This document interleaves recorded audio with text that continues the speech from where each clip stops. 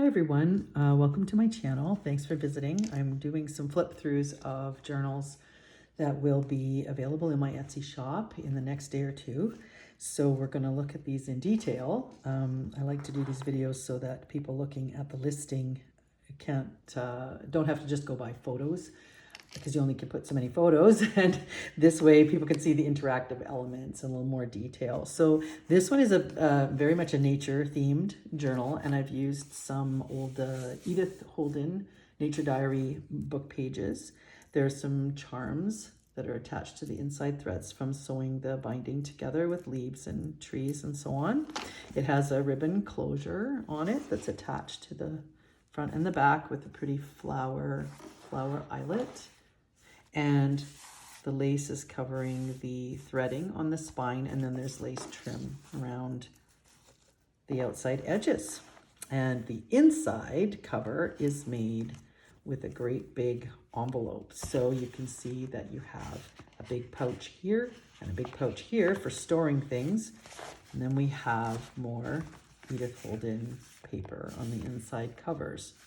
So this will be a mix of book pages and plain pages and things that are nature themed. This is a pocket page. So you have 1, 2, 3 pockets. And I put in the little note that I put into all of my journals that kind of explains a bit about what a junk journal is and how you can use it in different ways, because I was finding that even for myself, I saw the craft and I thought this is really cool, and I was making very simple journals before just for writing in, and I didn't really understand why anybody would want a book full of all kinds of things that didn't even necessarily match and call it a journal. I didn't get it. And then all of a sudden I made one and I thought, this is so much fun. And now I'm totally hooked. So that note helps people get an idea if they see something they like and they think, I'd love that on my shelf, but what do I do with it? There's ideas in there for what you can use them for. And you can't ruin them. You just, if you see something you don't like, a kind of paper or a picture, just glue something over top of it. Like it's your book to do whatever you want. So we have some music paper, coffee dyed paper. This is just a little note page, some ledger paper. I love this print. I use it in a lot of my books. It was a printable from Nick the Booksmith, I believe. This is a dictionary page printable. And this is a coffee dyed paper. And this is some floral paper that came wrapped around some flowers that my husband gave to me. And it's got a really cool texture. This is a raised texture on the front, smooth on the back, but it reminded me of wood. And I thought this looks great in a nature journal. So you probably can't write on it. Maybe with a Sharpie, I don't know, but you could definitely glue things to it or just enjoy the texture of it. And this is a clip-on over the page pocket journaling card flip, whatever you want to call it. So there's room in here for you to write or stick photos as you wish. Each side has a pocket and a pull-out card that has been decorated, and there's room on the back of each one of the cards for you to make even more notes. I enjoy decorating the journals very much, but I also try to make sure that there is enough open plain space for you to put your own notes and your own pictures and your own ideas into the journal. So some people like a totally stuffed journal. Some people want a lot of plain papers. And so I try to make a variety of styles. This is a beautiful nature page from an old Robert Bateman art book.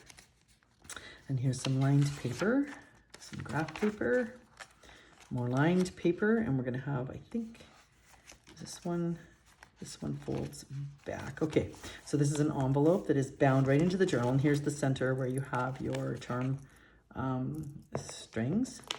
So again, you can do whatever you want with this. If you don't want to leave these here, you can always cut the strings and use the charms somewhere else, attach them somewhere else in the journal or in some other book that you're working on.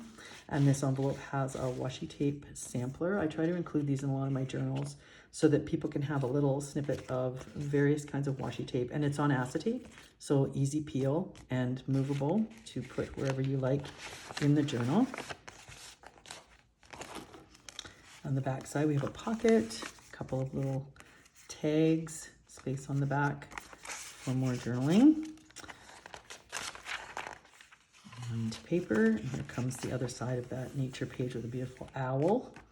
And this is a clip-on pocket with a card in it, but you can unpaper clip that and move it around if you wish. I try to make a lot of the elements movable so that you're not stuck with where I chose to put them. You can either glue them down somewhere or just move them around.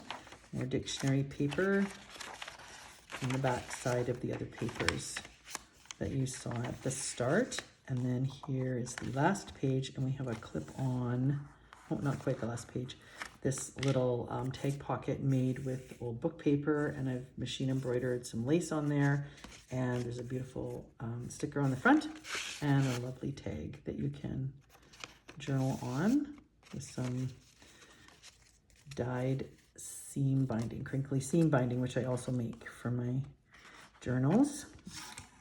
Get the clip back on there before it falls off onto the floor and I can't find it. So this is actually the last page. This is the other half of that nature book page. And there's the back cover again. So this one is a one signature, not as big as some of the other ones, but it's a nice size to hold in your hand and lots of potential for you to make it your own.